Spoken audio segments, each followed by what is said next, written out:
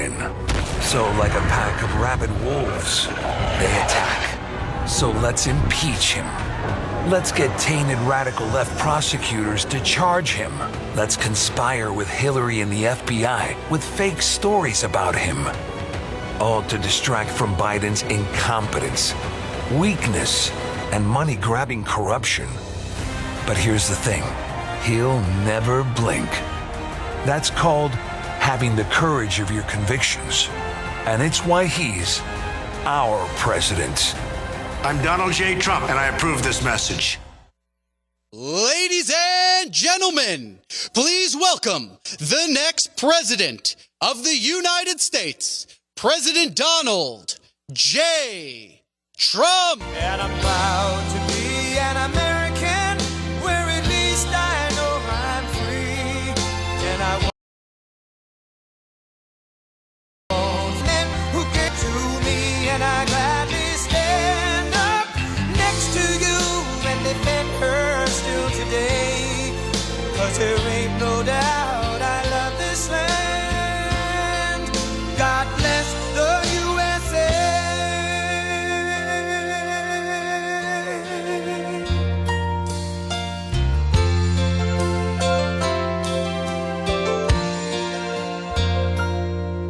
From the lakes of Minnesota to the hills of Tennessee, across the plains of Texas, from sea to shining sea, from Detroit down to Houston and New York to LA, where there's pride in every American heart, and it's time we stand and say that I'm proud to be an American, where at least I know I'm free. And I won't forget the men who died, who gave that right to me. And I gladly stand up next to you and defend her still today. 'Cause there ain't no doubt I love this land. God bless the USA.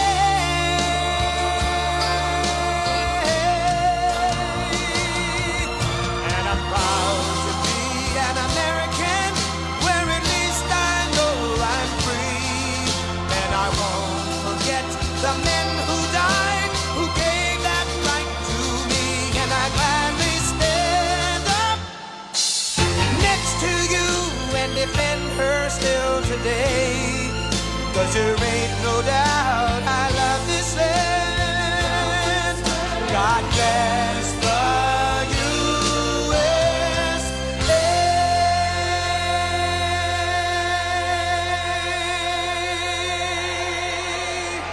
Thank you very much. Thank you very much.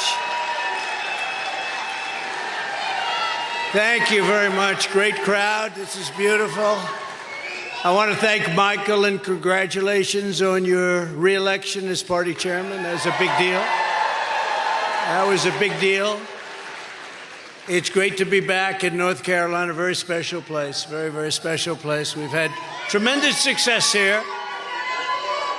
We won it twice. We won the primaries twice. We won the election twice. It was great. Sit down. Come on, we'll be with each other. We have nothing else to do tonight. I also want to thank our outstanding NRCC chairman. Where is the chairman? Richard Hudson. Where's the chairman? Come on, Richard, stand up. We just got back from Georgia, and he's even a celebrity in Georgia. We had a great crowd in Georgia, too. He's fourth in line for Speaker, and his wonderful wife, Renee, is incredible. And she served 4 years, actually, in the White House as Kellyanne. Does anyone hear of Kellyanne Conway? Nobody, right? She's so fantastic. But thank you, and thank the family. Your family is fantastic. We appreciate it. Thanks also to one of the great stars of the party, one of the great stars in politics, Lieutenant Governor Mark Robinson.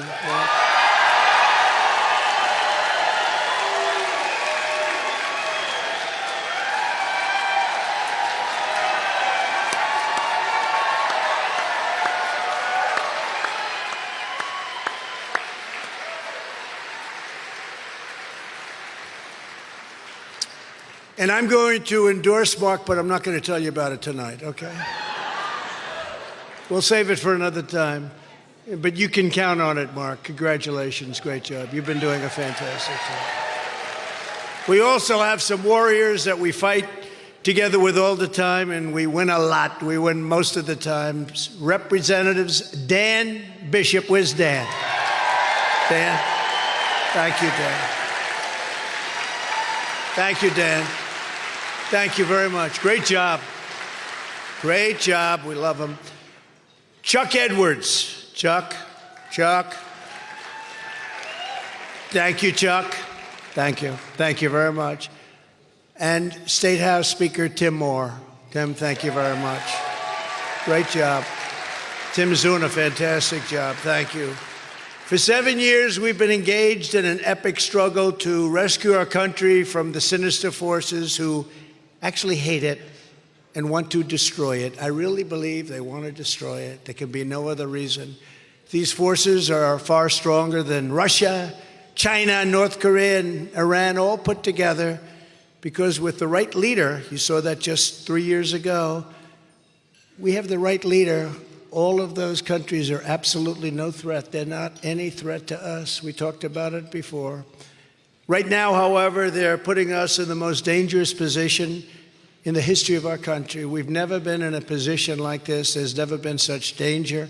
It's because of the weaponry, the power of the weaponry. And we have people that have no clue. We have people in office that have no clue. Together we stand up to the globalists. We stand up to the Marxists. We stand up to the rhinos, because they're very bad. Because you don't know where they're coming from, the rhinos, you don't know where they're coming from.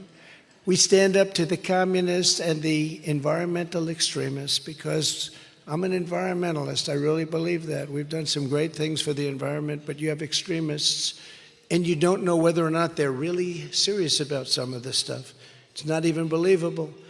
We stand up to the open borders fanatics destroying our country, the radical left Democrats, their lawless partisan prosecutors, and the fake news media. We have a lot of it back there, but not all of them are fake. That's a big group back there, by the way. Dan, I think they're here for you, maybe.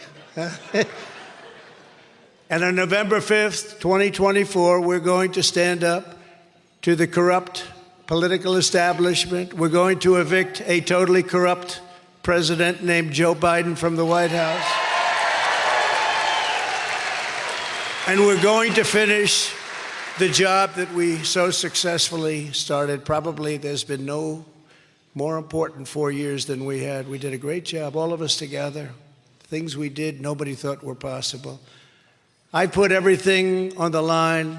I will never yield. I will never be deterred. I will never stop fighting for you. Never.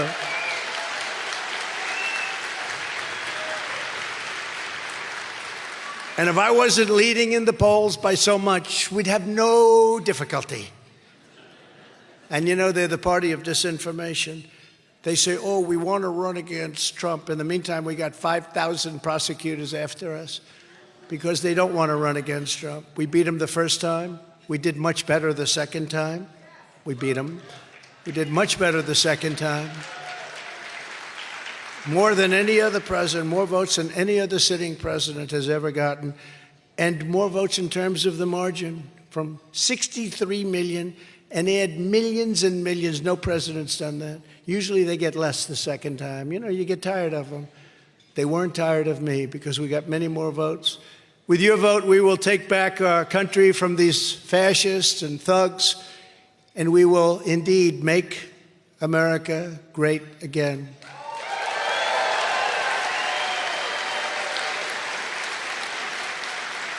From the beginning, our America First agenda has been an existential threat to the rotten political class that gets rich and powerful at your expense, erasing our borders, cheating like we've never seen before in elections, exporting our jobs and squandering our blood and treasure on endless foreign wars. We didn't start any wars first time in 71 years. No wars. They all said, Trump will get us into a war. He's got that personality. No, it was my personality that kept us out of wars.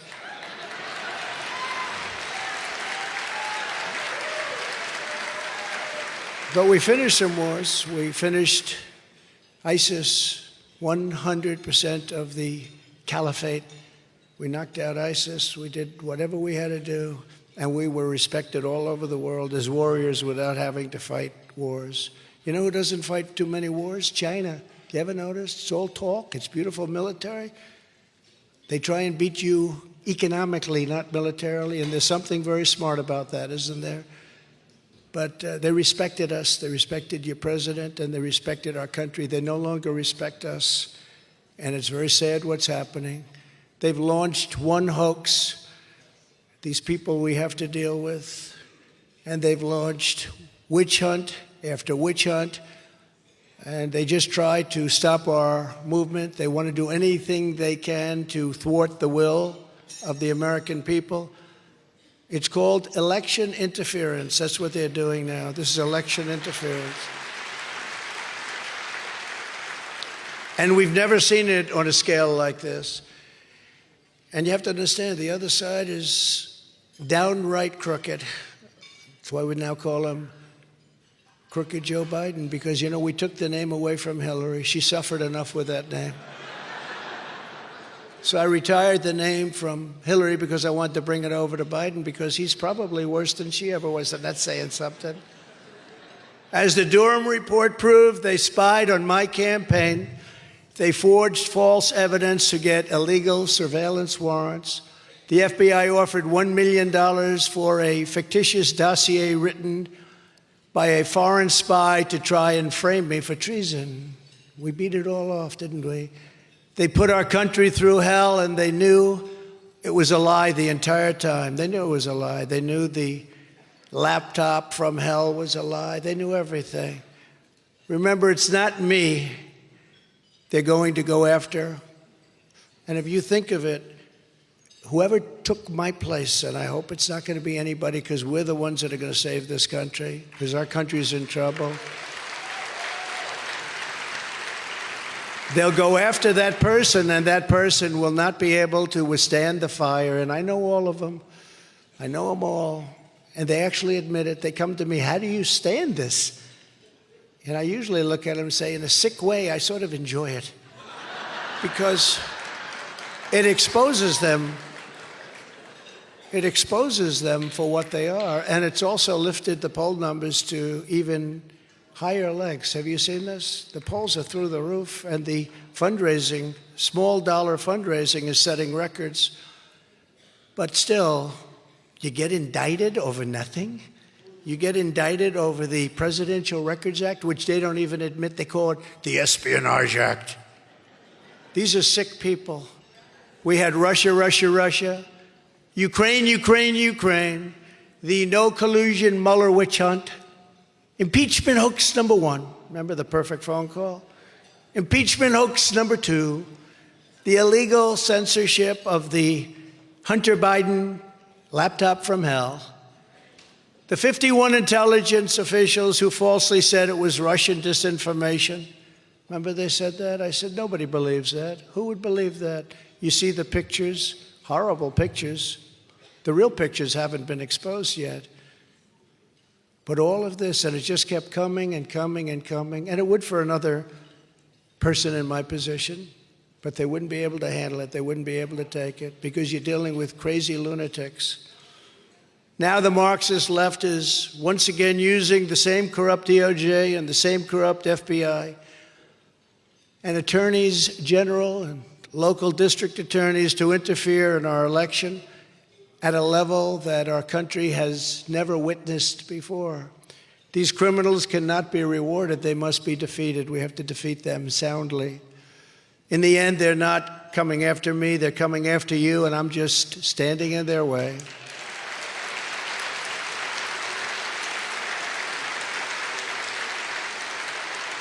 The baseless indictment of me by the Biden administration's weaponized Department of Injustice will go down as among the most horrific abuses of power in the history of our country. I think it already is when you think about it. And certainly going back to Obama, when I said, they spied on my campaign, everybody, including the fake news media back there, they said, oh, that's so crazy. Turned out I was right. This vicious persecution is a travesty of justice. You're watching Joe Biden try to jail his leading political opponent. Think of it. This is like third world country stuff. Trying to put his opponent, who's leading him by a lot, wants to put him in jail over following a civil act. This is a simple thing. The Presidential Records Act, it's all under the Presidential Records Act, as it should be. It's all under the Clinton Sox case. You know what this Clinton Sox case is? That's where they sued Clinton, and he ended up winning, that he could keep the things that we're talking about. It's all under that, Mr. Congressman. We discussed that before. But this is more like Stalinist Russia or Communist China that we're dealing with. These people have reached a level of Trump derangement syndrome that nobody thought was possible. And I never thought, frankly, that this could happen in America. You go after a president that got, again, the most votes by far of any sitting president in history, gets out of office. And because I'm running, if I wasn't running, wouldn't even be talking about it. If I weren't leading, we wouldn't be talking about it. But we're leading by a lot. We're leading to sanctimonious by massive numbers. He's heading south quickly. No personality. You got to have a personality to win. He's got no personality. And, remember that when he came to me, he had virtually no votes. He was dying, as the expression goes. He was dead. I said, George Washington could endorse you. It wouldn't matter. No, sir, if you endorse me, I'm telling you I'm going to win. I said, let's give it a shot. I endorsed him. He went up like a rocket ship, and shortly thereafter, they had the primary, and he won. And then we had to get him through a crackhead. But nobody knew he was a crackhead at the time. At the time, he was the hottest politician in the Democrat Party. Male version. Female version, Stacey Abrams. It's true. Stacey Abrams and him. But he was hard to beat, and Ron said to me, I don't think I can beat him. I said, you'll beat him. And I did 3 rallies, massive, massive, massive rallies, thousands and thousands of people. And I said, you're going to win. And he ended up winning. And then they started cheating at the end. You remember all the votes were disappearing over days, 10,000 here. Rick Scott, same thing. And I called in, you wouldn't believe it, the FBI. Would you believe it? And it stopped. So at least they did something right. But I got him in. And then they said to him, I said, congratulations, Ron. I didn't know him that well. He was one of the many people that supported me during the impeachment hoaxes. So I'd see him on television a little bit, but I didn't know him well. Then I heard 3 years later, they said, would you run against the president? And he said, I have no comment. That means he's going to run. I said, I got this guy in, Mr. Congressman. And he said he's going to run. And then I haven't been very nice to him since then. But we're leading in Florida by 28 points, and people are not happy with him. And he's a lousy campaigner. Remember that when he came to see me, he had almost no points. He was ready to look for a new career. You told me that better than anybody. He was looking for a job. And when I endorsed him, it was like magic. It was like he was a rocket ship. But I believe in loyalty. And, it's just very disloyal. If somebody got me into office, and I got him in, some people I help.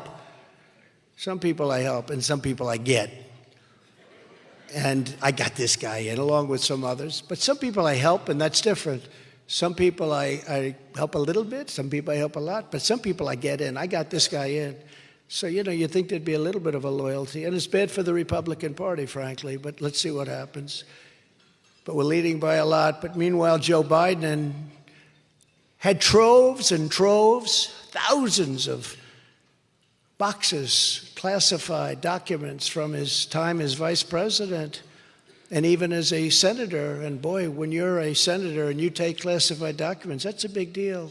I watched Dick Durbin get so angry about it. I said, well, he'll be brought back into the fold eventually. But he went out, and Senator Durbin, he said, you can't, as a senator, take classified documents out of a SCIF. He took them out of a SCIF as a senator. It's unheard of. I spoke to a lot of senators. They said, I don't believe it. A lot of them. Got a lot of them. They didn't believe it. And they come after me. And we had a wonderful operation, everything by the Presidential Records Act. We were talking to NARA, but you know, NARA's radical left. Do you know they have a red flag on the Constitution of the United States and on the Bill of Rights? You know what red flag is? It is a dangerous document. This is where NARA's coming from. And they've done, I would say over the last number of years, very poor job. But they're very, very radical left, so you have to be careful of these people. But they conspire with the FBI, they conspire with, it's just a crazy situation, I mean, that this country goes through. If we could devote the same brilliance to making America great again, to fighting Russia, to fighting China, to fighting all these people that are eating our lunch like China. We did a great job with China. I took in hundreds of billions of dollars in taxes and tariffs from China. Think of it. No other president took in any money, not $2. But many of Biden's documents were in Chinatown, D.C. You know that? You know what Chinatown, D.C. is? That's the real deal. That's the place. And he's getting money based on reports currently. And if the media, the fake news, was doing their job, they'd be earning Pulitzer Prizes, which no longer mean anything. You know, I'm suing the Pulitzer Foundation, you know that, because they gave Pulitzer Prizes to reporters from the New York Times and the Washington Post because of their wonderful and accurate reporting on Russia, but they were wrong. In fact, the Durham report just said how wrong they were, but they were. But we knew that even before the Durham report. Many of them have already conceded the fact that they were wrong. And they have Pulitzer Prizes. We want those prizes taken back, and we want them maybe reissued to other people like Greg Jarrett, like John Solomon, like all these people that actually did call it right. They were real reporters. They really did a great job, but they have to take those back. And so we're suing them. And we're suing them for damages because they're libeling me by saying that these people continue to have the Pulitzer Prize. That means they're saying that the story of Russia, which even the papers themselves have now admitted is a hoax, that's libeling me because they're saying that it continues to exist. So let's see what happens with that. But we have to bring back our country. We have to bring back sanity into our country. You know, the media is so important. They could straighten things out so badly, so quickly. Look, if 15 years ago, they're like a policing agent, they should be. 15 years ago, 10 years ago, if somebody said that somebody was taking money from China and from Ukraine and from all these other places, tens of millions of dollars, they would all be rushing to try and get the story. Woodward and Bernstein, I'm not a fan of either one, actually. I got to know them, major sleazebags, but, you know, Woodward looks like such a wonderful guy. He's absolutely the worst. What sleazebags? Oh, poor Richard Nixon. He had to put up with them, but I got my own problems with these people. But Woodward's a sleaze. Bernstein, I don't know, but he looks pretty bad to me. I don't know Bernstein. I heard he was the poorer of the two. He seemed to be that. He's a nasty person, though. For a person that doesn't know me, I don't think I ever met him. But if I did, it was quick. But he's a nasty guy. But they're all nasty because they're deranged. But we have to have our great media be policing agents so that things like this can't happen. Because, you know, there is no scandal without press. If the press refuses to write that Joe Biden got $5 million, and a lot of other things are coming out this week, then there can't really be a scandal when you think of it, right? There can't be.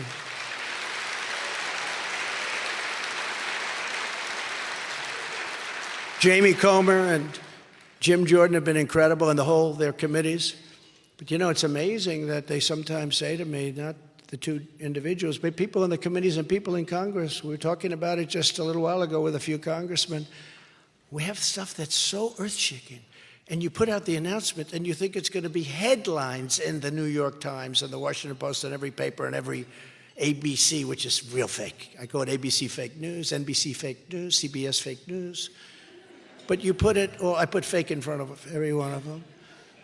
And nobody can say it's not. It's like they're coordinated. They're totally coordinated. They use a word, like they had a word not so long ago, manufactured. The votes are manufactured. Every station said the same thing. It's never been used in politics before. Nobody ever said votes are manufactured. Every one of them.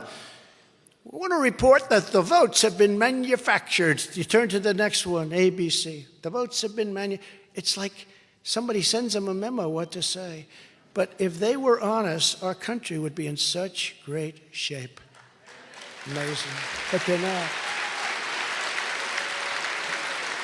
It's no coincidence they indicted me the very same day it was revealed that the FBI hid explosive evidence that Joe Biden took a $5 million illegal bribe from Ukraine. Now, this is done. I haven't read anything about it. This would have been the biggest story in history 10 years ago. Walter Cronkite would have reported it, and he was on the liberal side, to put it mildly, but he would have made this the biggest story. But we don't have Walter Cronkite anymore, do we? The Walter Cronkites and the great ones are gone. Right as they're closing in on Hunter and Joe Biden, they want me to put up with this form of retribution like nobody's ever seen before. But it's okay because the public is smart. You know, it's amazing how smart the public is. I go through the town. I was always doing well, and people liked me, and we did great with the, all the votes we got, the most ever for sitting president. But I was doing great. I've never had receptions. We just left Georgia, and we had a room that was, they've never had anything like it. And there were thousands and thousands of people outside trying to get in for the Republican chairman's lunch. Not normally the biggest thing. Now, because Michael is so outstanding, of course, this is a big deal. But you've never seen the streets, tremendous crowds at the airport waiting, the airport being very far away from the venue where it was, people all along the roadway. And this is not really campaign season. People are disgusted with what's going on in our country. They want America back. They want America back.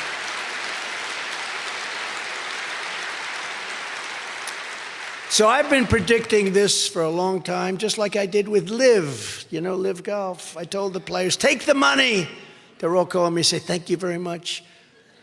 Should I take $185 million? Say, yeah, take it. But sir, that means I have to leave the tour. Don't worry about it. Take it, because three things are going to happen. They're going to merge, which I predicted they would, and it was nice. They actually covered me very well. They said it was really good. But they're either going to merge or they're going to be successful. In one case, got $185 million. Great one, Dustin. Great player, Dustin Johnson. Brooks Koepka. These guys, they're great.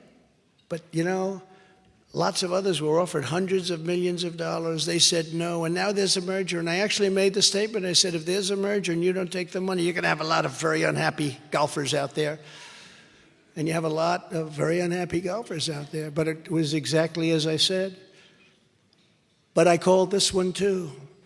And I said that Hunter will probably be charged with some minor offense like jaywalking, so that the FBI and the DOJ can pretend that they're fair. Oh, we got Hunter. So while they're going after me under the Espionage Act, that's like the creation of missiles in your basement. They got him for nothing. And there's never been a more corrupt group of people in the history of our country running this country, where somebody sits on a board, gets $83,000 a month, a $3 million upfront payment. Nobody's ever seen anything like this. And in all fairness, was interviewed on one of the shows on Maine television. I call it Maine. Used to be Sirius television. Now it's Maine television. But he said, no, I don't know why they paid me so much. Do you have expertise, sir, in oil and gas? It's an oil and gas company. No, I really don't. Do you know anything about it? No? Then why are they paying you $83,000 a month and $3 million in upfront payments? And we think it's actually more than that. But these are corrupt people. These are corrupt. He had no answer. He had no answer. The money laundering, the ignoring bribery, and the other massive crimes, they all implicate crooked Joe Biden. See how good that name works? Because, Hillary's now finished, let's assume, although she's probably going to try and make a comeback.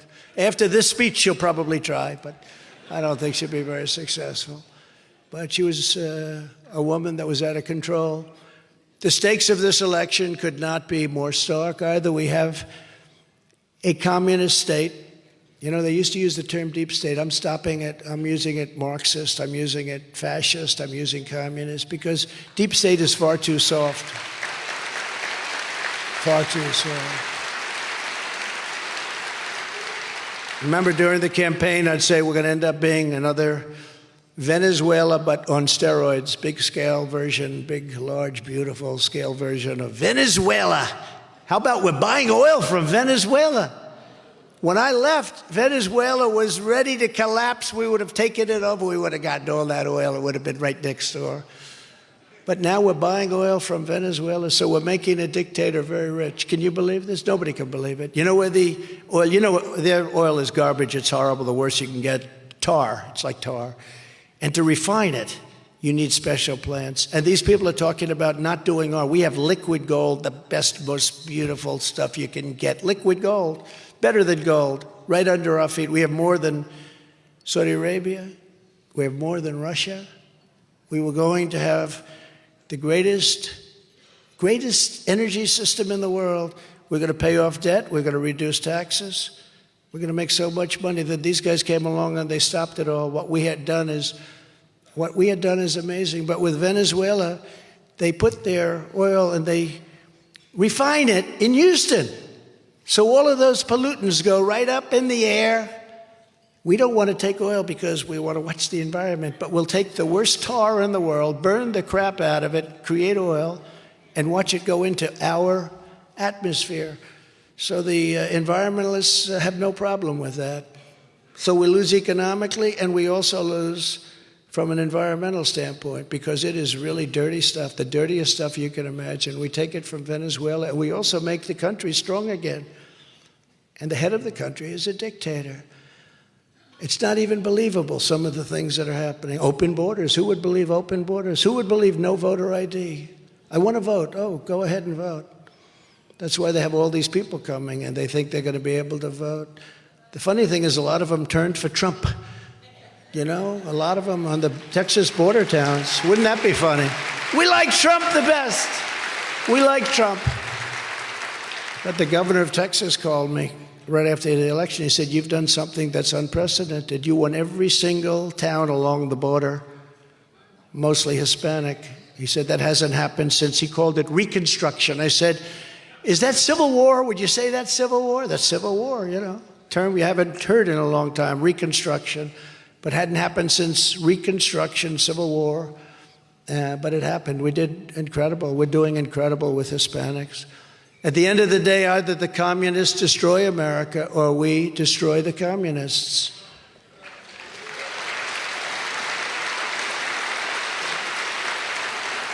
And never forget what the demented persecution of our movement is all about. Our enemies are desperate to stop us because they know that we are the only ones who can stop them. We're the only ones that can do it. Small group, relatively small group.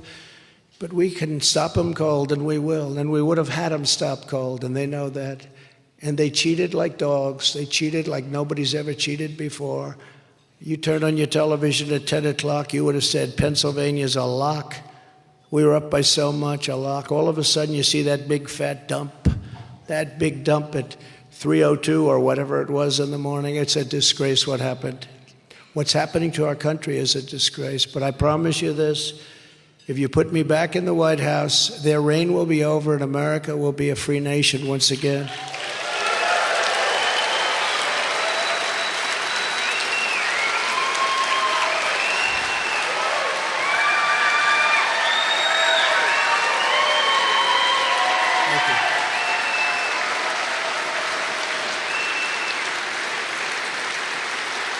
Thank you very much.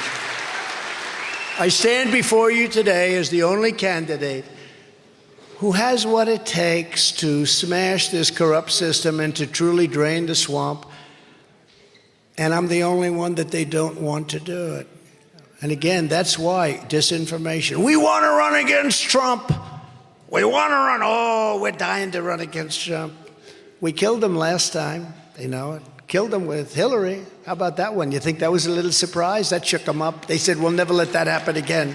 So they developed all sorts of, read the New York Times. I'm not a fan of the New York Times, but read New York Times, certain stories. But read in particular Time magazine cover from a couple of years ago, because they couldn't help themselves. They had to take credit for it. What they did was so bad for our country. And look at our country now. Look where we are. We're dying. Anyone else will be ripped to shreds. There's no issue where a spine of steel is more important than when it comes to rescuing America from a really bad Biden economy. Our economy is sick. Everything is sick. But remember, and it's true, 100%, they will not be able to withstand the fire. For 3 years, Joe Biden and his corrupt allies in Washington have waged economic warfare on the hardworking citizens of our country. Biden flooded your communities with millions and millions of illegal aliens. Look at what's happening to our country right now. Crushing American wages and stealing American jobs. I believe that, you don't hear this number, I think, from anyone else. I believe by the end of this year, the real number is 15 million people, that's bigger than New York State, will have come in to our country. He launched a vicious crusade to shut down American energy. Anwar, think of Anwar in Alaska. Ronald Reagan couldn't get it done. Nobody could get it done. So many years, so many decades, I got it done. The first day they terminated Anwar. Would have been bigger than Saudi Arabia. At least the same size. Would have been bigger. So good for Alaska. Would have been the biggest in the world. We were going to make so much money. We're going to pay off our debt. We're going to reduce your taxes still further. Remember, I gave you the biggest tax cuts in history, the biggest regulation cuts in history. But we would have made so much because oil and gas is such a big business, such a big, big business, such a powerful business, and such an important business. New England has a liberal tint, or taint. I would say taint is a better word, actually. But it's a little bit on the liberal side, they say. But they pay the highest energy prices in the United States because they're afraid to build a pipeline right through New York State in a poor region where people desperately need the job. A pipeline would bring down New England numbers by 50 or 60%. But nobody wants to talk about it.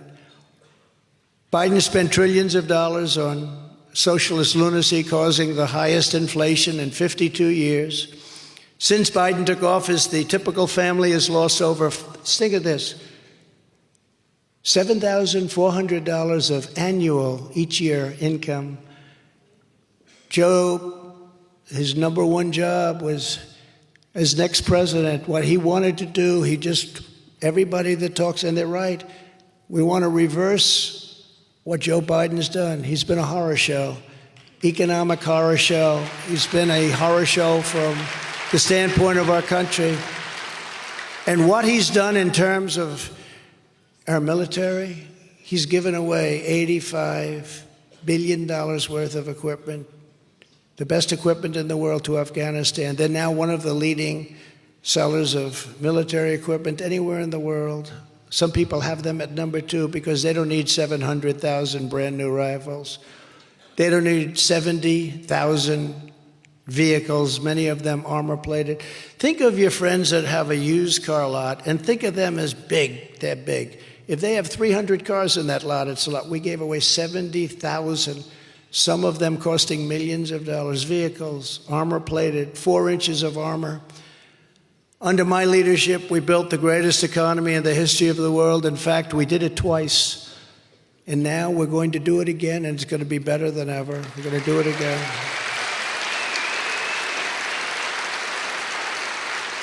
As president, I ended years of bitter betrayals of North Carolina workers. North Carolina was hit very hard by the Democrats. I withdrew from the job-killing Trans-Pacific Partnership, would have killed your state.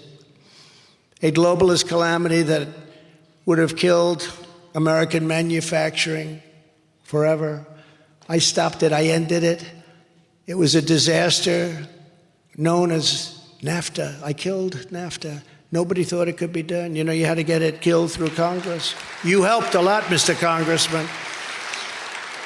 It was the worst trade deal ever made. Nobody thought, because you have people, I don't know where they get their thinking, but, you know, they get it from lobbyists and lots of other people, and it's hard to get the votes, even when something is really good. And we replaced it with the USMCA. That's the Mexico-Canada trade deal. And you know how I know it's good? Because they are working feverishly to try and renegotiate the deal, because they're getting killed by that deal. And I just hope the Biden administration doesn't do it, because we suffered with NAFTA for decades. NAFTA was the most unfair. It was the worst trade deal probably ever made. I stood up to China like no administration has ever done before, bringing hundreds of billions of dollars pouring into our treasury from China when no other president had gotten anything from China. They never got anything. They got a lot of bullshit. That's what they got.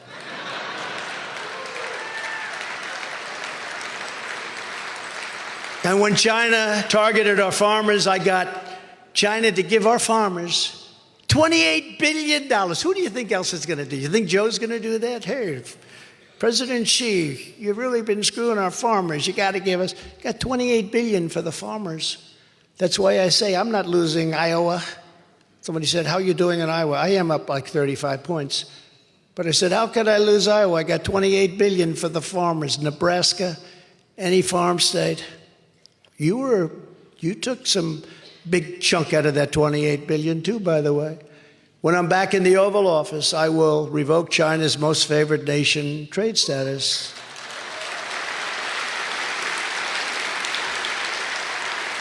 And remember, they got that because they said they were a developing nation. Well, you know what? Honestly, we're a developing nation. Our cities are going to hell. We have to redevelop our cities. Our country is going to hell. Look at our cities. Look at New York and Chicago and Atlanta. Atlanta has the highest crime rate per capita of any city. Atlanta. Where they're trying to get me on a perfect phone call. People kill people and they never even get interviewed. But let's get Trump on a perfect call. A call that was so good. It was actually better than my perfect call with the Ukrainian President, Zelensky. It was more perfect. But think of it. I have many lawyers on this call. Just to diverge, I have many lawyers on this call, state lawyers. Brad Raffensperger was on the call. I was calling to complain about the election because I said it was rigged, and had good reason. But we had there many lawyers. I said things, and that was it. The call ended. Future calls were going to be had. Nobody said, sir, you shouldn't say what you just said. What a horrible thing. We just talked. What I said was perfect. It was actually perfect. Could not have been better. Most people have read it. They've said, oh, what's wrong with this? It's just a con job. They con. They're all disinformation, misinformation. It's a con job. If there were a problem with that call, these state lawyers would have said, sir, you're not allowed to say that. Would you please take it back? This came up long after that call was made. It's like John Lovitz. Remember John Lovitz on Saturday Night Live? He's probably a Trump hater, but I'll use his name anyway. The liar. They called him the liar. Yeah, I went to Harvard. That's where I went. I went to Harvard. I'm a businessman. That's right, I'm a businessman. Well, they did it too. They said, let's see, there was a call with Trump. That's right, there was a call. Yeah, I think he said something. Let me tell you. If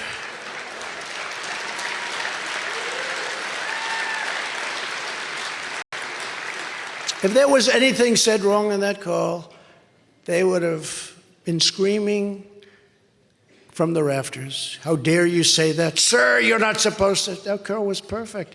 I complained about election fraud, and I wanted them to do something about it. And they should have done something about it, but they didn't.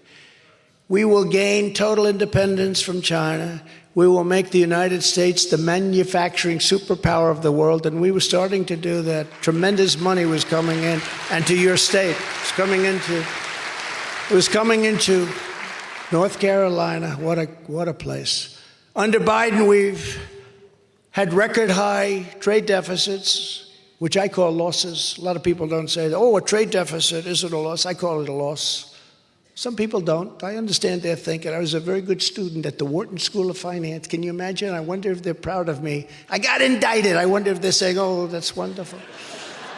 I've been indicted twice now in a couple of months. You know, when I was studying and when I was a very, very successful businessman, and then I did The Apprentice, and I did lots of books that were big sellers.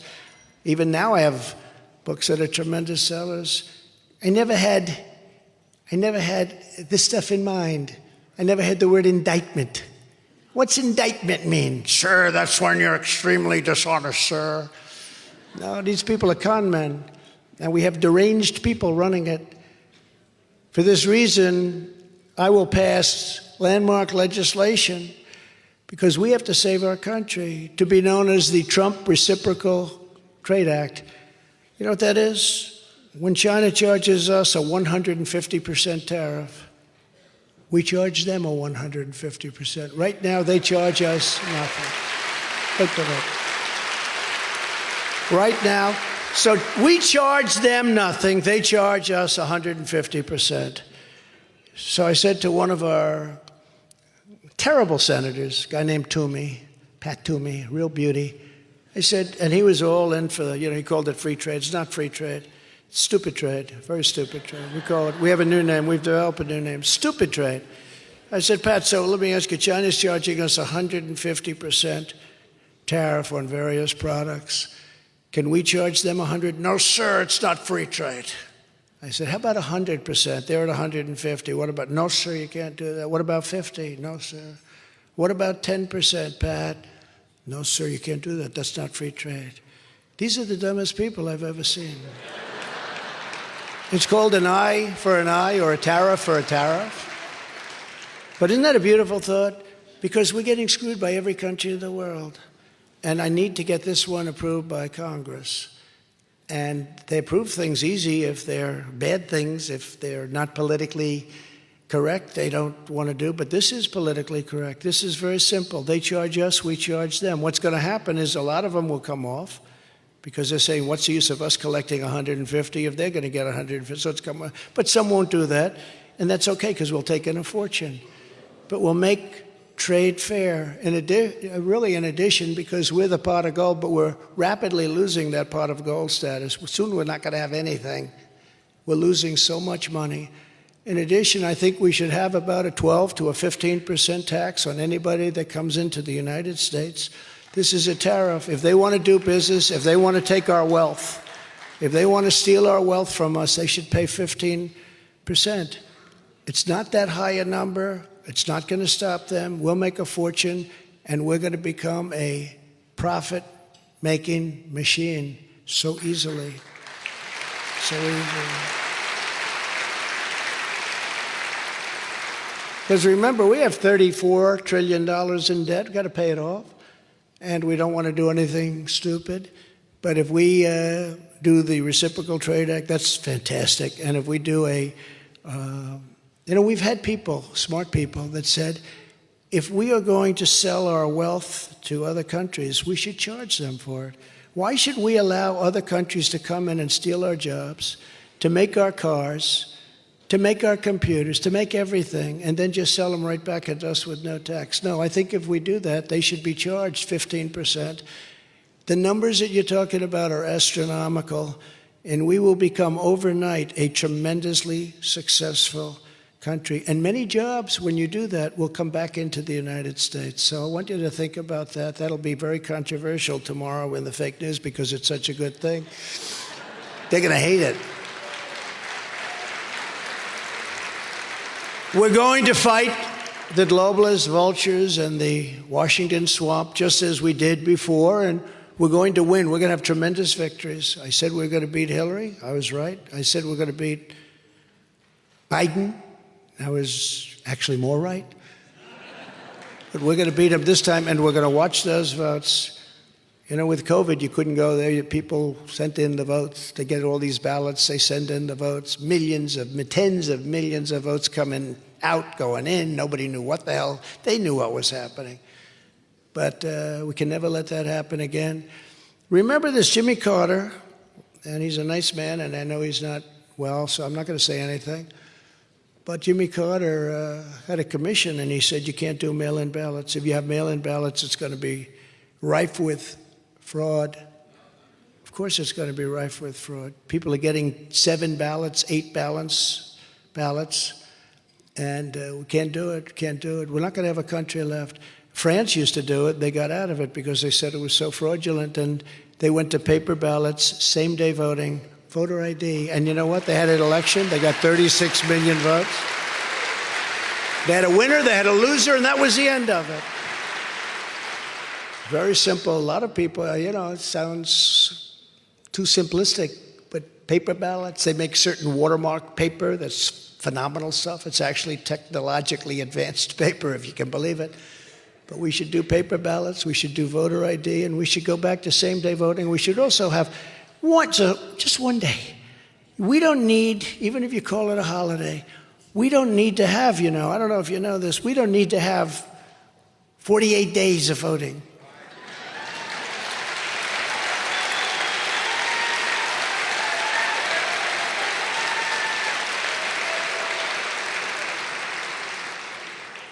And just remember, they created a lot of ballots. They had places where there were more ballots than there were voters. And they had a hard time explaining it, but the courts don't like to get involved because the courts were not courageous. They were not courageous. It's a shame what happened. But we have to have strong elections, and we have to have a strong border. It's no wonder the swamp is getting truly desperate as they see us leading big in all the polls. And this week's Morning Consult poll just came out. We have a 34-point lead on DeSanctimonious. We're at 56%. That's with a lot of people in it. Haley's at 3. Great job. Pence is at 7. Oh, look at this one. This one just came out in the Clarity campaign poll, very respected. We're leading by 56 points. That doesn't mean we have 56. That means we're leading Ron DeSanctimonious by 56. 69% for Trump, 13% for DeSantis, and Pence has 6. Once you get used to saying DeSantis, it's hard to say DeSantis. I was actually being interviewed, and I was trying to be serious, and I called him DeSantis. I said, that's not good. But he's changing his name. Now it's DeSantis. And I put a little message out, never change your name in the middle of a campaign. You don't change your name in the middle of a campaign. In the Emerson poll of Iowa, we're leading by 42 points. See, I told you. I got him $28 billion. How are we going to lose? That's a big lead in Iowa. We're going to do great in Iowa. We've always done great in Iowa. And we're leading Biden by a lot in the recent Fabrizio swing state poll of Arizona, Georgia, Michigan, Pennsylvania, Wisconsin. We're at almost 50% of the vote already. And we're leading Biden by 5, which is a shocking, you would think you'd be leading him by 40. You would think we'd be leading him by more than we're leading DeSantis. In the ABC Washington Post poll, just came out, I'm up by 7 points over Biden. And the new poll from Democracy Institute, very respected, shows that I'm the only candidate that beats crooked Joe Biden. And DeSantis is losing to him by a lot. With each passing day, more Americans are joining our patriotic movement.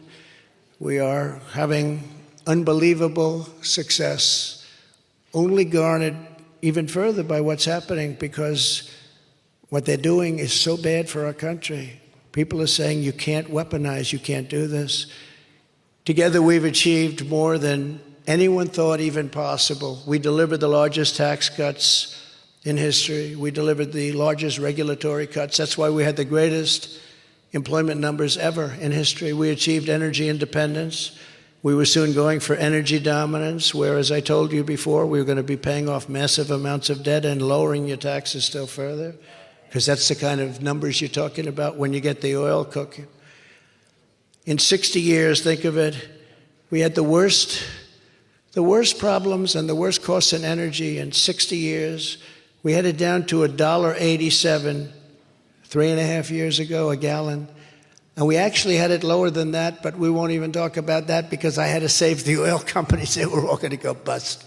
I said, this is the first time I've ever said we got to get it up a little bit. I actually called Russia and the King of Saudi Arabia.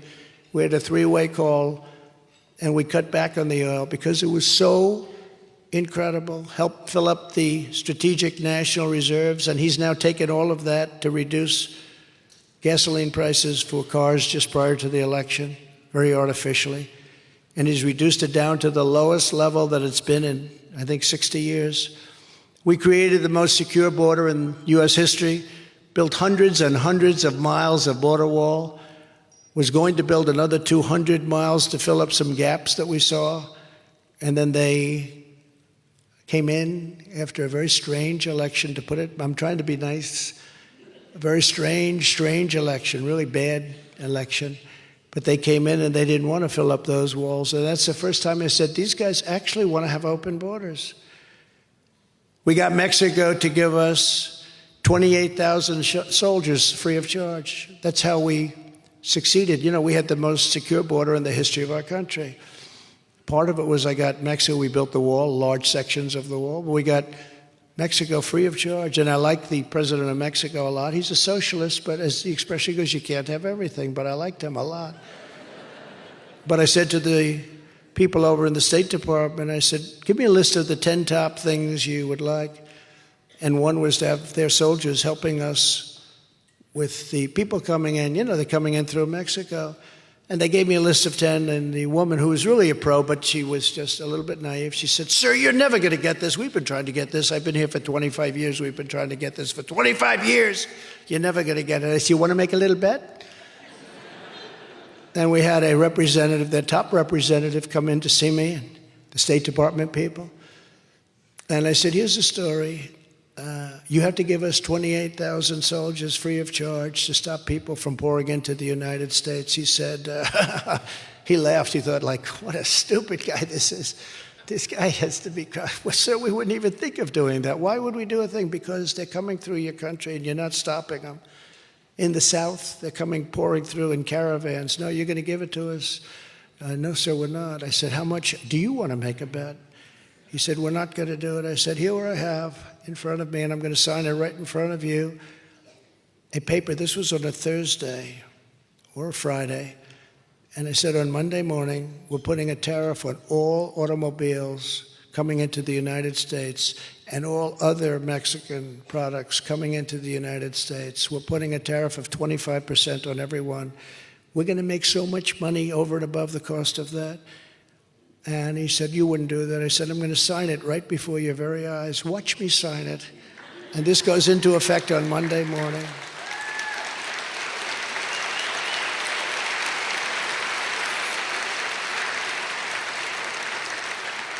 And he said to me, sir, do you mind if I take 5 minutes to make a phone call? He was going to call, obviously, the president, because he was the second person.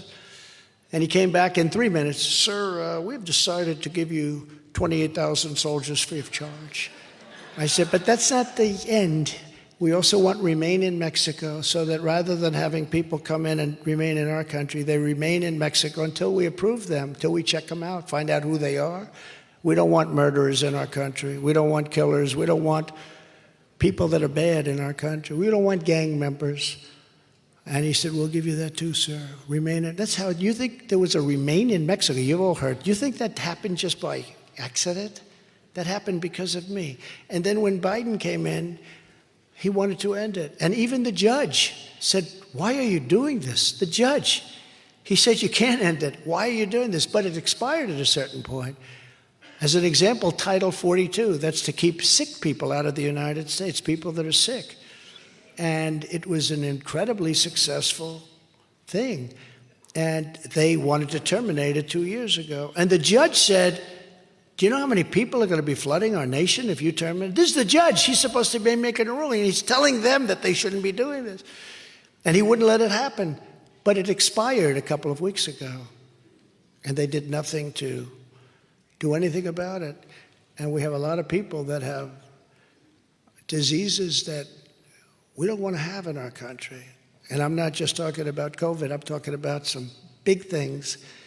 It's so sad. And then we terminated catch and release. Remember the famous, you catch them in our country, and then you release them in our country. And we say, come back in 4.5 years, we're going to have a trial. Only the stupid ones come back. Nobody comes back. 4.5 years later, they're gone. Nobody ever sees them, Dan, right? That's it. I mean, how crazy is it? It's so crazy. But we ended all of that stuff. We had the greatest border, most secure border we've ever had. And the people of this country want that back. You know, it's very interesting. When I ran in 2016, the border was a big deal. I would talk about the border all the time. The border, the border, the border. People couldn't get enough of it because we had a really bad, unsafe border, people pouring through. I did such a good job that in 2020, nobody wanted to talk about the border. And when I talk about it, people would start falling asleep. I said, I did too good a job. But now it's worse than ever. It's never been like this. Now it's worse than, I say it's worse than any third world country. Because a third world country wouldn't let 15 million people flow through their borders. They'd fight them out with sticks and stones. So we had the best border in the history of our country, and now we have, in my opinion, the worst border in the history of the world. Think of it. What third world country would let millions of people just walk across the border, take our education, take our hospitals, take our food? Our veterans aren't treated nearly as well as illegal aliens. Our veterans aren't treated nearly as well. So sad to see it. And we had the highest approval rating, Dan knows this, of any VA in the country. You know, we passed two things. Number one, we were able to fire people, which you couldn't do for 58 years. It was in the hopper because we had a lot of sadists. We had thieves and we had a lot of bad people that worked in the VA. Bad people, but the worst were the sadists. They would beat up old, wonderful soldiers, beat the hell out of them. They got their jollies out of it. They're sick. And we weren't allowed to fire them. No matter what they did, we couldn't fire them. I got it, so we fired, I think, about 8,000 people, all sadists and sick people. And there was one group just before me, they caught them stealing $400,000. Stone cold caught them, and they couldn't get rid of them. They had to keep them. The whole thing is crazy. But we got that done. But of equal importance, maybe more importance, if you had to wait more than a day to get yourself taken care of, and we had all this passed through Congress, if you had to wait more than one day, and you were so helpful, if you had to wait more than one day, by the way, Richard has been a fantastic congressman, Richard Hudson. You really helped us a lot. He was a fighter for this. But if you had to wait more than one day, because people were waiting months, they were becoming terminally ill, waiting. Something they could clean up with a prescription or with a small operation, they'd end up dying, they'd become terminally ill, because it would take 4, 5, 6 months to see a doctor. I said, if you had to wait more than one day, you go to a private doctor, and we pay the bill. We made deals with doctors all over the place so they can't, you know, they tend to be a little bit high. This is like a golden pot. But we actually saved a lot of money because we were making people better. They were able to live with their families. They weren't dying. It was an incredible thing. We had a 92% approval rating, and now it's down the drain because they ended all that stuff, and it's worse than it ever was before. And then some people will still foolishly vote for the Democrats. I don't understand it. It's like with religion. We fight for religion. They fight against religion. How can a religious person vote for the Democrats? What they've done to Christianity and all religions.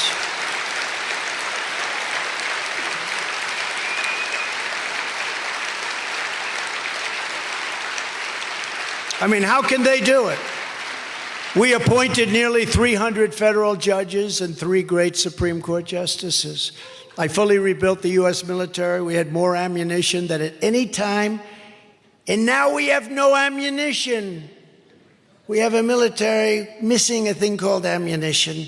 We had so much it was stocked to the gills, and now we have very little left because we're giving it to Ukraine. And I would end that war within 24 hours, I will tell you. And end it fairly. And I imposed a powerful travel ban to keep radical Islamic terrorists and radical jihadists the hell out of our country. People said, oh, that's a terrible thing. But how good did we do in 4 years? Look at our record in 4 years. You didn't hear about all that stuff. I don't even like talking about it, give people ideas. But we had a tremendous record because of what we passed. And we passed things that nobody thought were possible. But look at our record on that. We accomplished all of this and more in just 4 short years, and just imagine what we can accomplish in the next 4 years. And the advantage is that I've been through it. I know the good people. I know the bad people. I know weak people and strong people. I know the people that are losers that you don't want. And I know the people that are winners that a lot of people don't know or understand. But they're the winners, the people that can bring us back. I know them all. When I first went there, I didn't. I had to rely on people. What do you think of this guy? What do you think of that guy? And people were giving me advice. We had great people too. You know, again, we rebuilt the military. We got all those tax cuts and regulation cuts. We had great people, but we had some people that I wouldn't have put in the place. Guys like Bill Barr, because he didn't have courage, and I wouldn't have put them.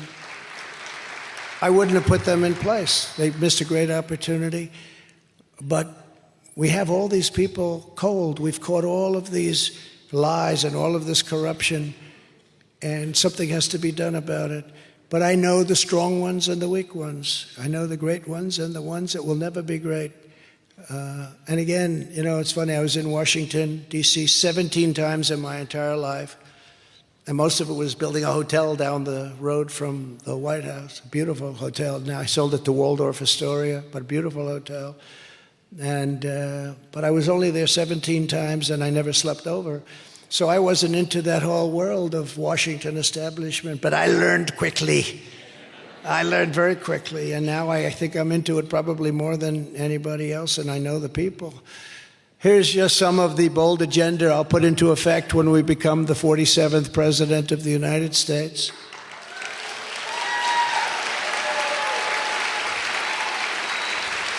Before I even arrive at the Oval Office, shortly after I win the presidency, I will have the horrible war between Russia and Ukraine settled, if it's not already settled, and they should get it done quickly. Can't let those people die. They asked me, did you see the town hall with CNN? They got one of the highest ratings they've had in like 11 years, and they end up firing the guy because it was Trump. Instead, they should celebrate. We had our highest ratings. You're supposed to get paid for high ratings, Richard. But they had one of the highest ratings they've had in many, many years. I was on with a young woman who was, I said, nasty. She was a very nasty woman, but it worked out very well. And they were all going, he owns you, get him off the air. They're screaming, AOC is screaming, he owns you, get him off the air, stop it, stop it. But you'd think if they had high ratings, that would be a big, he should ask for an increase. Instead, they fired him because I was allowed to put across our point of view. It's our point of view. You know, we went into the womb of the enemy. And I thought, actually, the reason I thought they'd probably be solid. I tell them, because there they are right there. But I tell them that they're doing so poorly in their ratings. If they went to the center or even went a little bit right of center, and I thought they might be planning that. I think that's a good business strategy because right now they're known as fake news. Can you imagine if this is on CNN right now?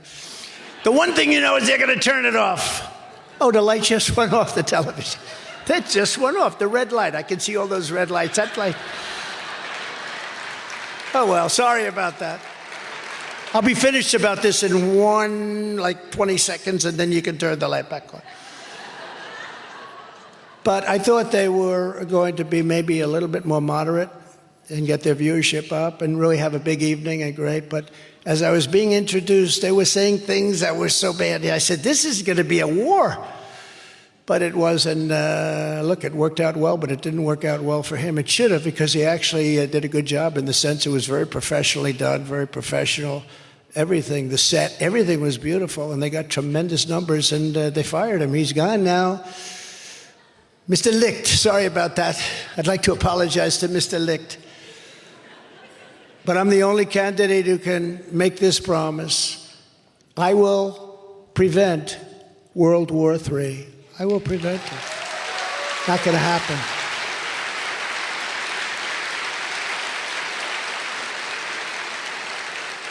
And we're much closer than you think right now to having it. And at some point it will happen. It will happen. I will prevent it. I'm the only one that can say it. I know them all. I know how to deal with them. I deal with them. And I'm not saying I know how, but I will get it done. I will get it done.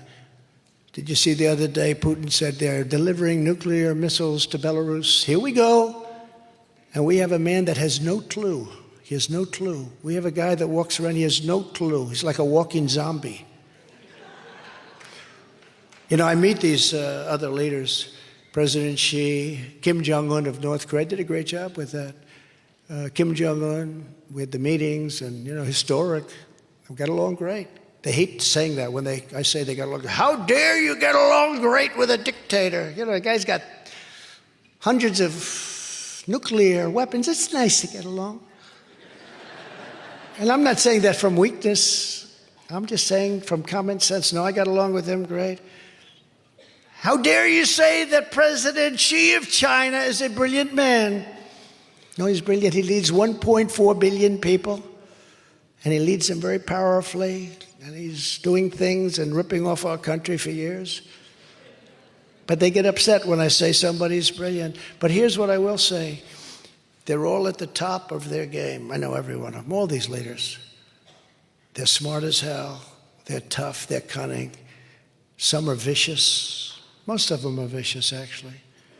They think the United States is run by fools. They all take advantage of the United States. I had a thing with France. I like Macron, but he's a wise guy. I like, you know, sort of young. And my people were negotiating with him. He's putting a tax on all American companies that do business in France. I said, who the hell wants to go to France? But he's putting a very big tax on. So Steve Mnuchin and my people were negotiating with him and came back, no, they can't make a deal. I said, why can't you make a deal? We can't. They want to put the tax on. All these companies tax you. If you're an American company, they got to tax you. I said, that's not right. I said, give it another shot. They came back a week later. They can't make a deal. I said, I'll make a deal. What do you mean you'll make a deal? Same thing, same old story all the time. It's always the same story. They don't write about it. They know about it, but they don't write about it. I wish all these things were taped. I really do. I wish these conversations, because these were classic conversations. So I got Macron, Emmanuel on the phone, and I said, Emmanuel, why are you putting a tax on all of our companies? Oh, but Donald, we have to. As you know, it's been approved by everybody. I said, I don't care if it's approved. Take it off. Oh, no, we can't do that. It's been fully approved. And I said, now here's the story. If you don't take it off, again, tomorrow morning at 7 o'clock in the morning, we're taxing all of your wine and champagne that's coming into the United States at 100%.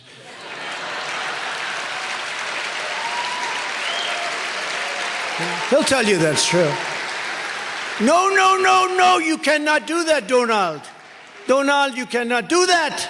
That is not fair. No, it's not fair that you're putting this massive tax on American companies, but not others.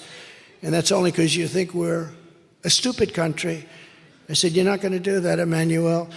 Tomorrow morning at 7 o'clock, 100% on every frickin' bottle of your wine and champagne. I don't even like it. I like the stuff made in our country better, even though I don't drink too much wine. One of my good things, not a big drinker. But no, we don't want that, Emmanuel. No. I said, yes. You have 10 minutes to call me back. He called me back in 3 minutes. You have a deal. That was the end. But you know what? Now he's going to put it back on. So, and nobody's going to. You think Biden's going to call him back and talk that way? No, they don't talk that way. And yet they're vicious. I don't even think it's Biden that's vicious. I think it's a circle of maniacs around him. You know, you have a woman in the Justice Department, Lisa Monaco. She's a Trump hater like nobody you've ever seen. I think she's second in the Justice Department. Lisa Monaco, very unfair. You have this maniac. I call him a deranged person, Jack Smith. He's deranged. His wife hates Trump even more than he does. And these are the people. We get treated very unfairly. But I will also, so importantly, immediately cancel every open borders policy of the Biden administration. The borders will be closed unless you come in legally. Under Biden, other countries are emptying out their prisons, insane asylums, and mental institutions and dumping everyone into the United States. Did you know that? Wonderful.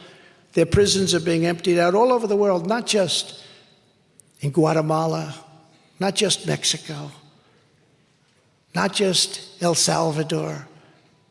No, all over the world they're coming. Last week we had 129 people coming from 129 countries were represented by people pouring into our country illegally. 129 countries. Most people didn't even know there were that many. There are actually more than that, and sometimes we have a lot more than that. But their prisons are being emptied into the United States. You go into their prisons, they used to have it so crowded, so horrible, that people couldn't lie on the floor. They would stand up and lean against each other. Now they have nobody in those prisons. They're all in the United States of America. Thank you very much. We're like a dumping ground. The same thing with people that are mentally ill. They said, please don't use the word insane asylum. But no, there are some very serious places, insane asylums and mental institutions. And those people are all being dumped into the United States. Why should they take care of them if a country is foolish enough to take the tremendous risk and cost? The risk being even bigger than the cost, but the cost is not even, it's not imaginable how big it is. So we have all these people that are vicious prisoners. You think our prisoners are bad? These people make them look like Boy Scouts, and they're being dumped into our country. And all of the people who are mentally ill, I read an article recently, fairly recently, about a psychiatrist who was working at a hospital for 20, 25 years in South America. And he was sitting reading the newspaper, being interviewed for this article. And he said, you know, I used to work 24 hours a day working with patients, but I don't have patients anymore. They've all been delivered to the United States. He wasn't like complaining. He was just saying the facts. He said, I used to work so hard. Now, you know, I want to help people, but we really don't have. The people are being led into the United States. And he said, some of these people are very sick. And this is what we're doing. Because we have a president that doesn't have a clue, and we have radical, leftist, Marxist, crazy people that are actually running our country. Following the Eisenhower model, people don't realize Eisenhower was very tough on immigration. Did you know that, Richard? Like very, very tough. He had them taken away, and he used to have them brought a little bit over the border, and they'd come back again a little bit. Then he had them brought 2,000 miles away, and they didn't come back so quick. But they used to put them on the other side of the border. They'd come right back. But he was very tough. But we'll use all necessary state, local, federal, and military resources to carry out the largest domestic deportation operation in American history. We have no choice. We have no choice. And I'll probably lose votes because of that. They'll say, oh, he's so mean. We're not mean. They're killing people. They're destroying our country. And if I lose votes, that's okay. I don't care. We have to do what's right. We have to straighten out our country.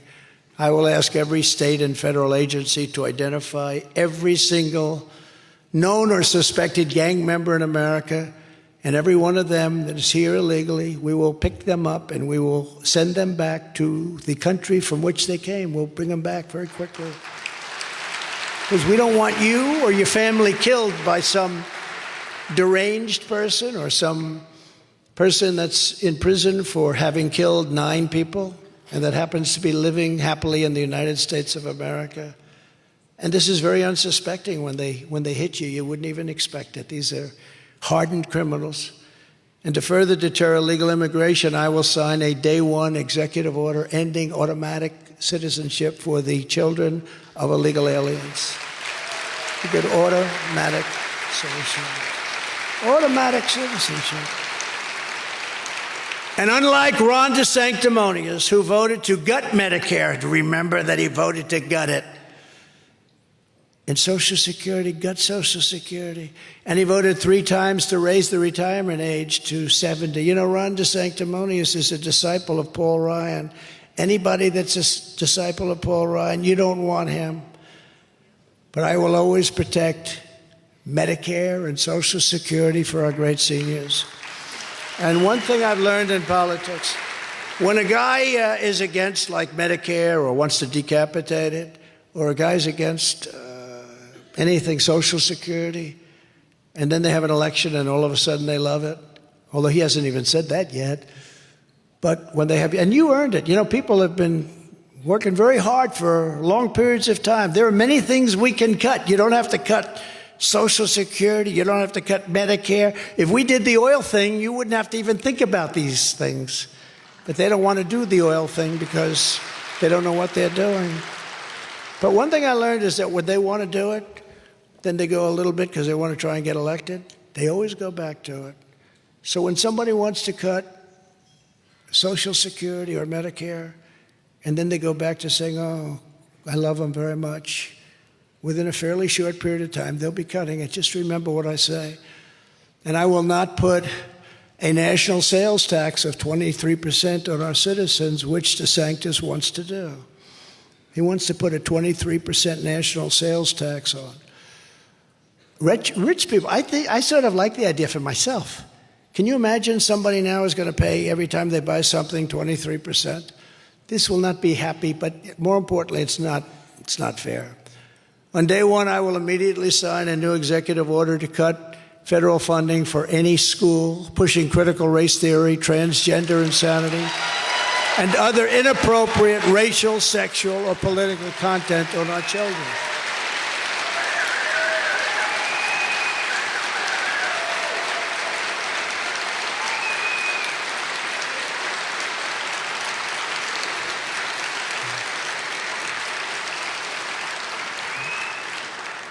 It's amazing how strongly people feel about that. You see, I'm talking about cutting taxes, people go like that.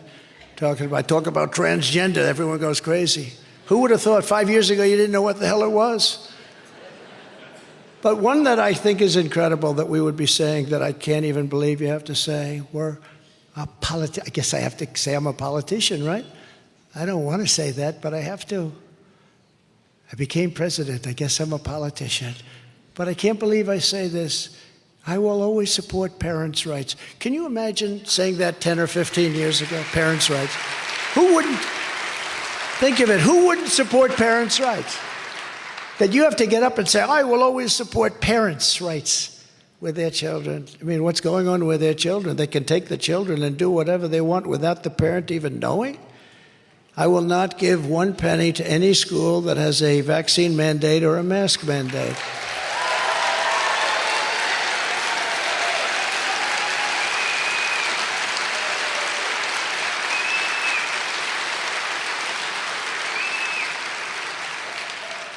And one of the easiest to me is I will keep men out of women's sports, okay?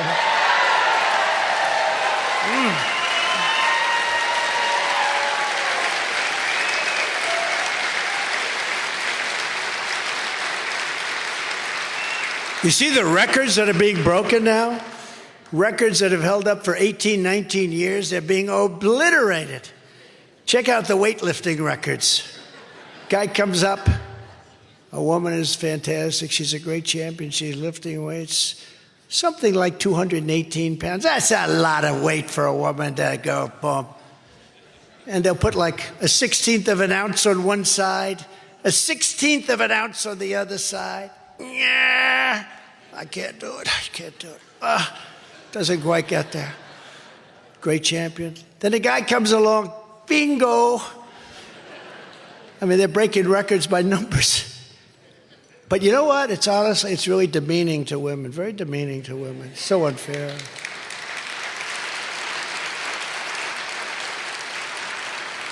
The swimmers, the women, female swimmers, they're great, incredible people, incredible athletes, but they're getting obliterated. These records are just getting obliterated. Some women are being badly injured by the wind burn that's caused by the man going so much faster. The wind is blowing. It's just terrible. No, these records are being obliterated. It's so unfair. But who would even think that you could allow this? Who would say that this is okay? These people are sick. They're deranged. I'll sign a law prohibiting child sexual mutilation in all 50 states. Child sexual mutilation.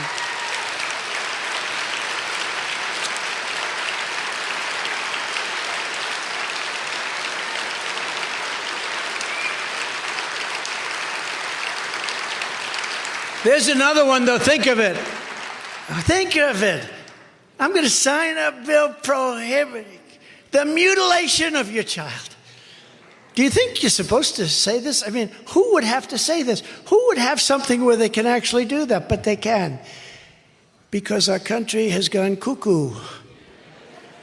10 years ago, if you ever said that, they'd carry you out of the room. They'd say, what the hell is this guy talking about? Today, you have to say it because they mutilate children.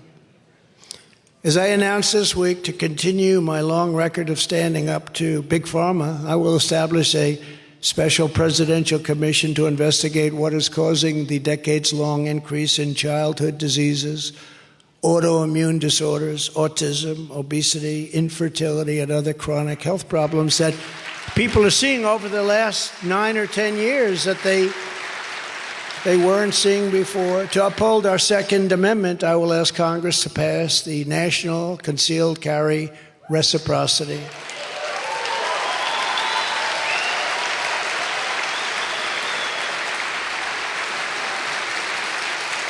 And I've always had the endorsement of the NRA, and I should, because I've kept it going. I've kept our Second Amendment totally alive. We haven't done anything to injure it or hurt it, and it's been very hard. It's been a very hard battle, but the NRA's always endorsed me, and I appreciate it.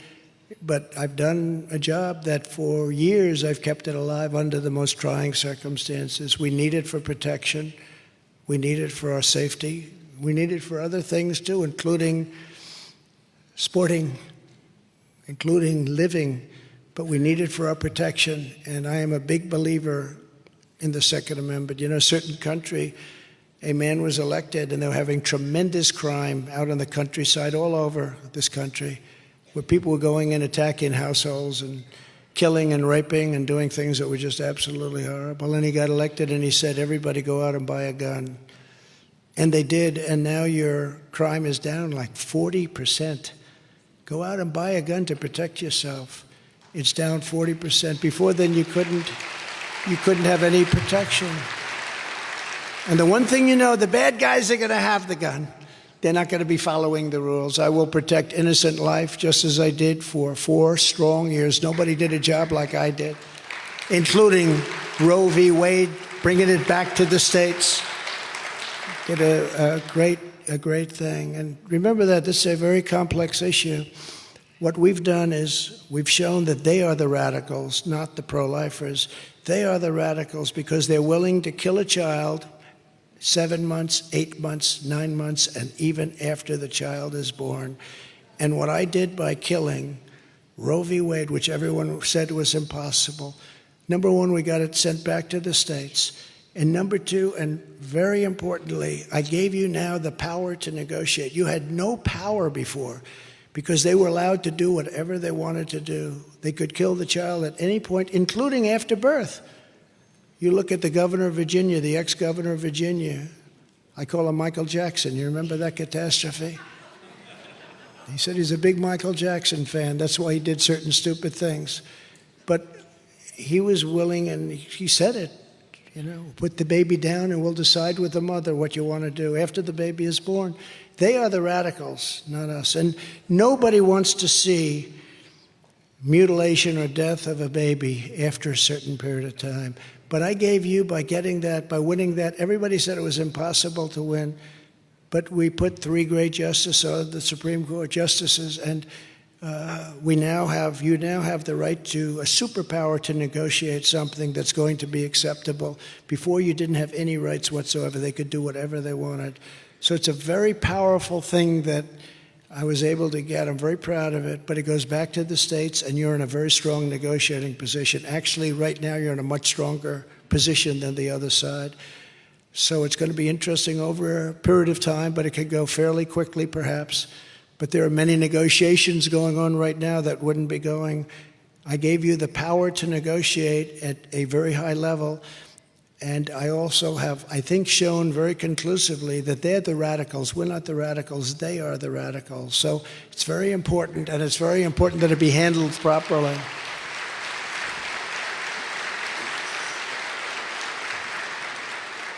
I will restore free speech in America, and I will require every federal employee to pass a new civil service test demonstrating an understanding of our Constitution.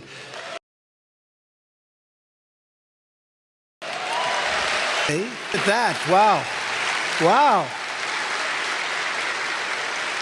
That's nice. Nice that you believe in the Constitution. That is really something. That's great. Finally, to restore pride in our history and confidence in our future, I will lead a massive year-long salute to America to celebrate the 250th anniversary of July 4th, 1776. That's the date. We're not changing the date. We have a massive anniversary. And our country deserves it, especially what it's going through now. This is what we must do to restore our country to greatness. The USA is a total mess. Our economy is crashing. Inflation is out of control. China, Russia, Iran, and North Korea have formed together as a menacing and destructive coalition. Nobody thought that would be possible. It's all taken place over the last 2.5, 3 years. Our currency is crashing and will soon no longer be the world standard, which will be our greatest defeat in 200 years. This will be, in many ways, bigger than losing a war. It will take our power away from us. It will take everything away from us. And it's happening faster and faster. And it will happen if we're not put there. We have to stop it. We have to have the currency of record. That would be a tremendous failure. That would lead to problems the likes of which you would never even be able to think of. But it won't happen with me, not even a chance, just like Russia would never have happened with Ukraine. And China would not have even thought about raiding Taiwan. They're flying bombers over there every day. They have ships circling it. They're getting ready for something. They were never doing that in 4 years. One of these gentlemen standing right there said, well, you have to admit, nobody talked about it when Trump was president. That's right. If you took the 5 worst presidents in the history of the United States and added them up, they would not have done near the destruction to our country as Joe Biden and the Biden administration have done.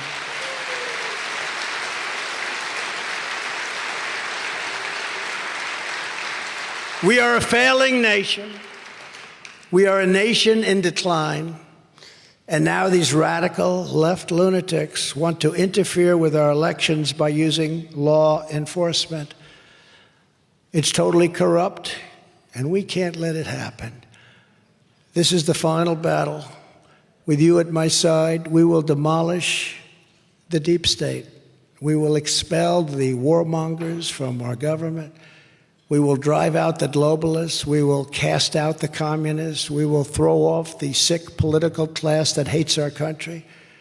We will roll out the fake news media. We will expose the rhinos for what they are. We will defeat Joe Biden, and we will liberate America from these villains once and for all. We will liberate. We're going to liberate our country. The silent majority is rising, and under our leadership, the forgotten man and woman will never be forgotten again, never be forgotten again.